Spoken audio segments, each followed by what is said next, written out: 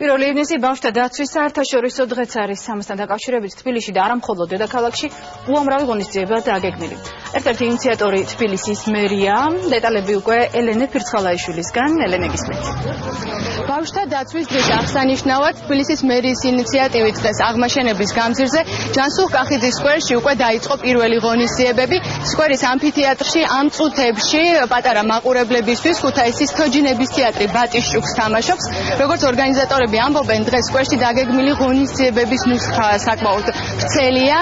15 თეატრალური და მუსიკალური დასი საქართველოს სხვადასხვა რეგიონებიდან უკვე ჩამოვიდნენ თბილისში და ისინი დღეს მთელი დღის განმავლობაში პატარა მაყურებლებისთვის ერთმანეთის მონაცვლეობით წარსდგებიან პროგრამებით. საინტერესო სპექტაკლია. ჩვენთან ქუთაისში ყველა ბავშვს ძალიან უყვარს ეს სპექტაკლი და დარწმუნებული ვარ იმაში, რომ დღევანდელი ჩვენი თბილისელი მაყურებელიც კმაყოფილი წავა ამ სპექტაკლით. მე თამაშობს ღარს, ბატიშჩუკ სპექტაკლში ღარს მასწავლებ და ძალიან მოწონთ ბავშვებს ქუთაისში ეს სპექტაკლი.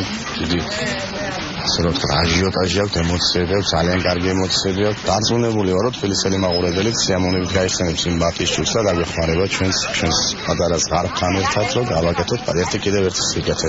მეორე წელია, რაც თბილისის მერია იწვევს სხვადასხვა სახელმწიფო თოჯინების თეატრებს თბილისში. ისინი დღეს წარმოდგენილი იქნებიან როგორც ჯანსუღ-კახიძის სკვერში, ასევე 4 საათზე ბათუმის თოჯინების თეატრი წარმოდგენილია მარჯანიშვილის სხვენში.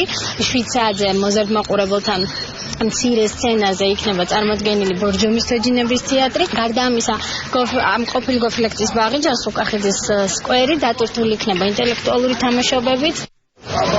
ჯანსუღ-კახიძის სკვერში ღონისძიებები დღეს 7 საათამდე გაგრძელდება, თუმცა ბავშვთა დაცვის დღის აღნიშვნა თბილისში მხოლოდ ამით არ შემოიფარგლება. სულ რამდენიმე წუთის წინ მზიურში უკვე დაიწყო ტრადიციული მზის ფესტივალი და როგორც ორგანიზატორები ამბობენ, ის საკმაოდ დატვირთული გასართობი პროგრამით დღის 6 საათამდე გაგრძელდება. ელენე, მადლობა. ეს ელენე ფირცხალაიშვილი იყო.